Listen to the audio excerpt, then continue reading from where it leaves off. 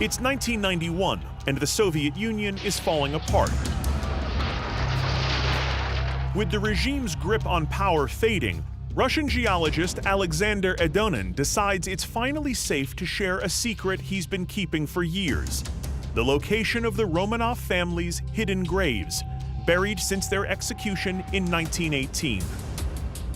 He directs investigators several miles north of Yekaterinburg to a small hollow called Pig's Meadow, not exactly a name appropriate for royalty.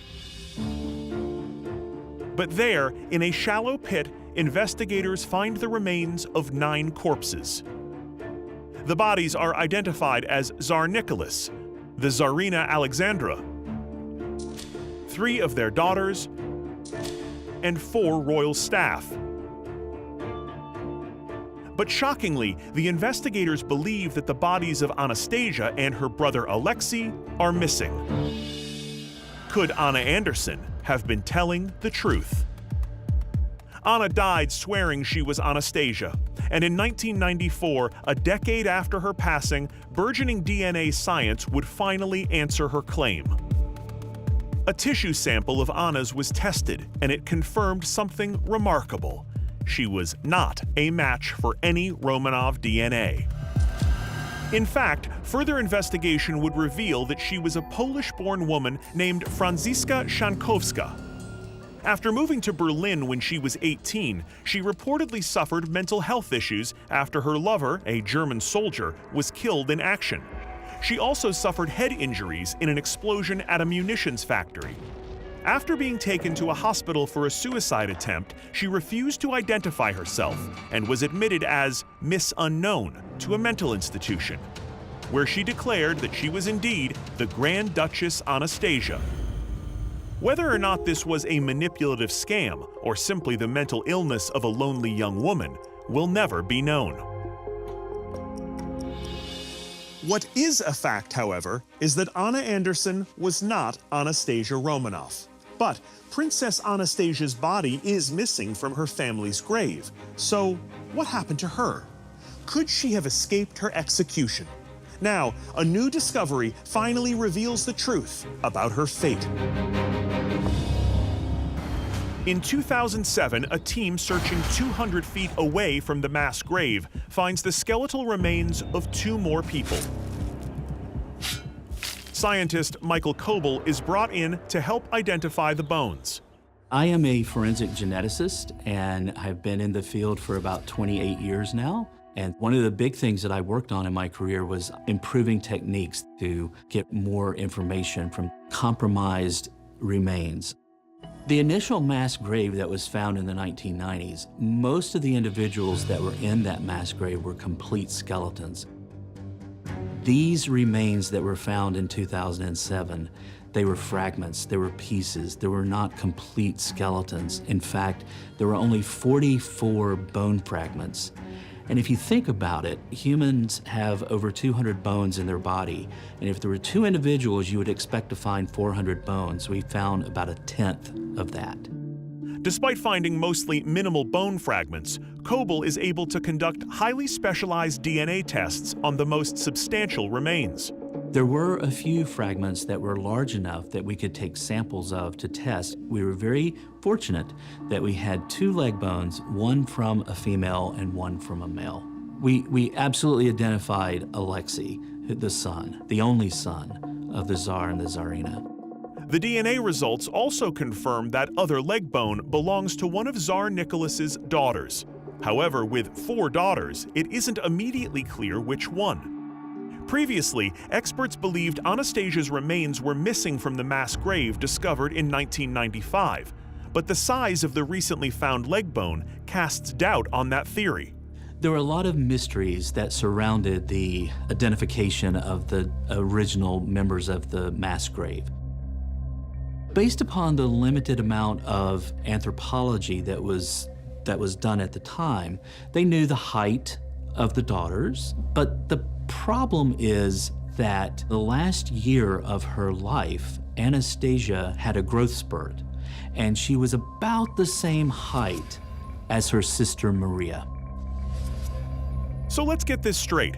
They originally believed that the daughters buried in the mass graves were the three older sisters because the length of the skeletons matched their heights. But this recent discovery of another female leg bone matching both the height of Anastasia or her sister Maria begs an important question. Was the daughter missing from the original grave truly Anastasia, or could it have been Maria? To find out, researchers reevaluated the initial investigation. A friend of mine who is an anthropologist in Moscow, he said, "You know, Michael, it's very funny. There were 5 children that went into that cellar and there were over 200 came out because over 200 people have claimed that they were one of the missing Romanov children. The most famous, of course, is Anna Anderson, who claimed that she was Anastasia. And if she could prove to the courts that she was, in fact, the living daughter of Tsar Nicholas, she would have set to make a lot of his fortune. So back in 2007, I was the chief of the research section at the Armed Forces DNA Identification Laboratory.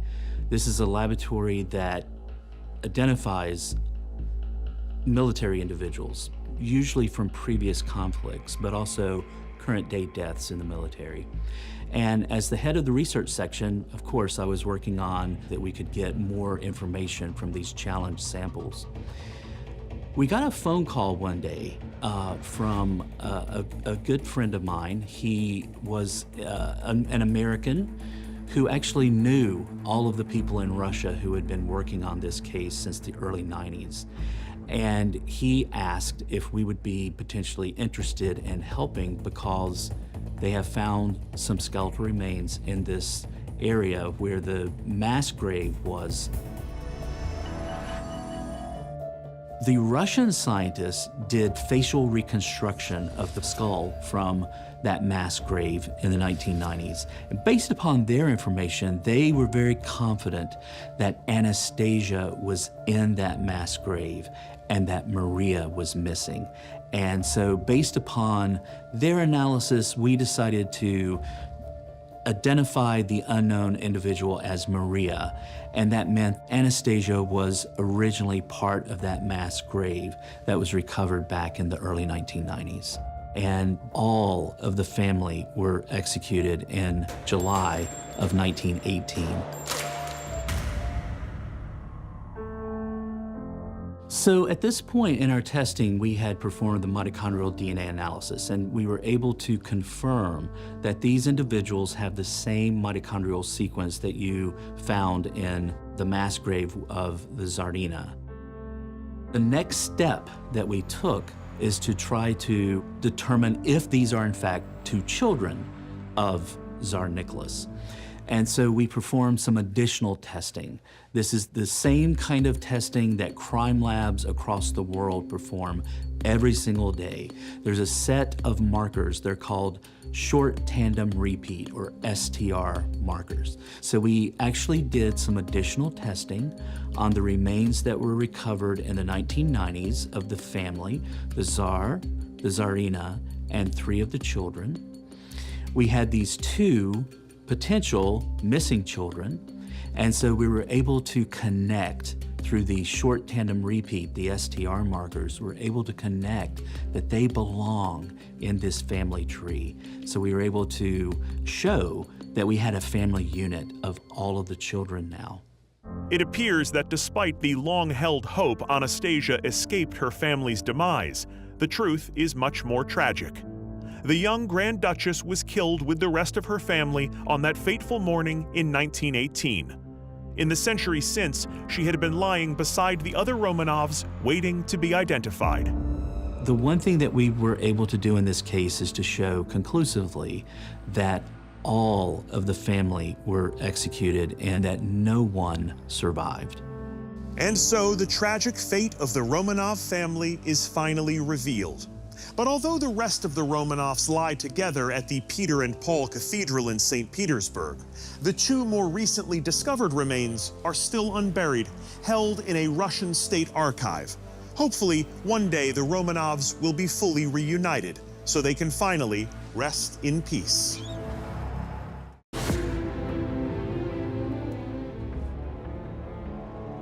we next explore the mystery of two bodies that remain lost in the wild. It's October 16th, 1972, and I am in Anchorage, Alaska. Two rising political stars, Alaska Congressman Nick Begich and U.S. House Majority Leader Hale Boggs, have just boarded that plane. They're headed to a campaign fundraiser in Juneau, but they'll never get there because soon after takeoff, this aircraft will vanish without a trace. What happens to them? Theories range from a Cold War plot to being swallowed by supernatural forces. But is the truth behind their disappearance even stranger?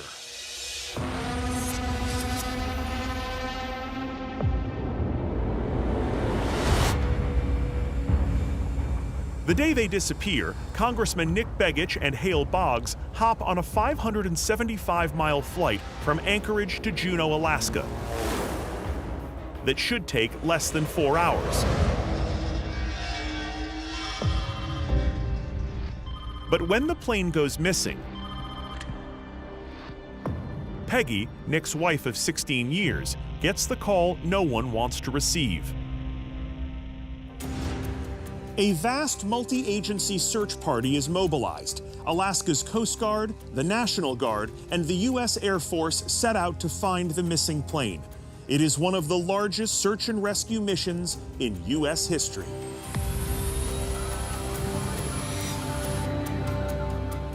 Over 100 aircraft and multiple Coast Guard vessels scour 326,000 square miles.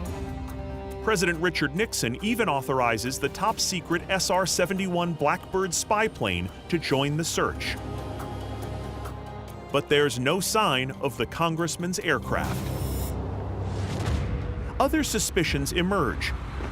With the Cold War running hot, could Soviet forces have shot down the plane? But for many locals who have experience in Alaska's vast backcountry, Begich and Boggs' disappearance comes as no surprise, because there have been reports of people going missing between Anchorage and Juneau for decades. This area is known as the Alaska Triangle, and since 1972, an estimated 20,000 people have mysteriously vanished inside. Wild theories abound. Some say strange energy vortexes are to blame. Others believe it could be associated with reported UFO activity. So, did the notorious Alaska Triangle just claim 2 more victims? Or was it something else, like a terrorist attack? Soon after the plane disappears, a group of Serbian nationalists claim they assassinated the congressman because of Nick Begich's support for the Croatian independence that they oppose. And Begich wasn't the only passenger with powerful enemies. On April 5, 1971, Hale Boggs delivered a fiery speech to demand the resignation of J. Edgar Hoover, accusing the FBI and J. Edgar Hoover of wiretapping congressional phones. Could the FBI have made the men disappear in retaliation? With no trace of the aircraft and no witnesses, it's all just speculation. Decades later, a mobster serving life in prison for murder named Jerry Paisley reaches out to the FBI with dirt to spill.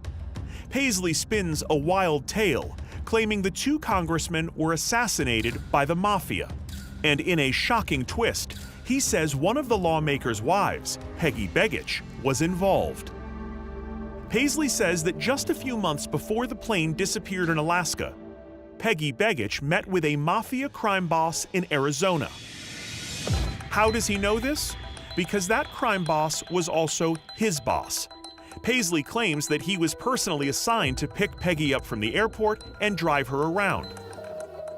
Author and historian Jeremy Kuzmarov has extensively researched this mystery and Paisley's revelations. Jerry Paisley told the FBI that he escorted Peggy Begich to a meeting with Joseph Bonanno Sr., the famous crime boss. Paisley left and allowed Begich and Bonanno to talk together. We don't know what they were discussing.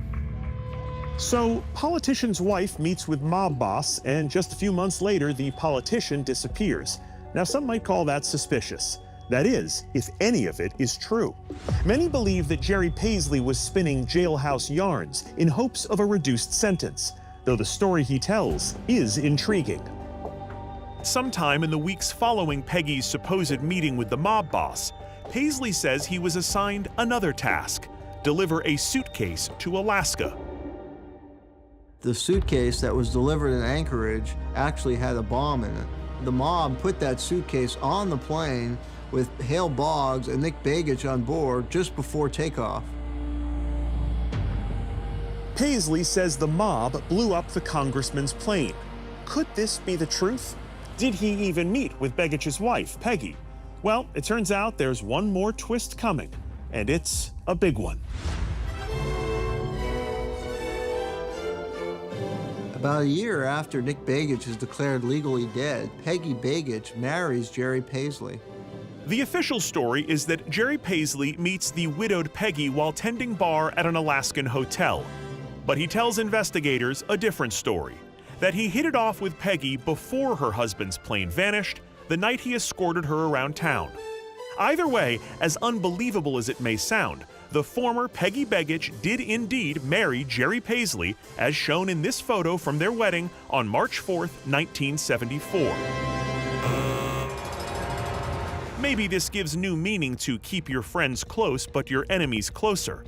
But according to Jerry, there was a nice financial incentive that came with the marriage. Jerry Paisley told the FBI that Peggy Begich received double indemnity, meaning double the insurance money, because it was ruled accidental. And with a huge influx of new cash from the insurance payout, they started to live the high life, going to fancy restaurants, buying fancy cars, homes.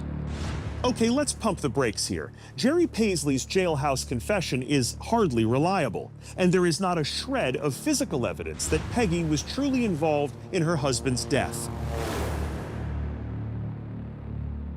It seems as though Peggy and Jerry didn't find true love after all, and divorced after only 2 years.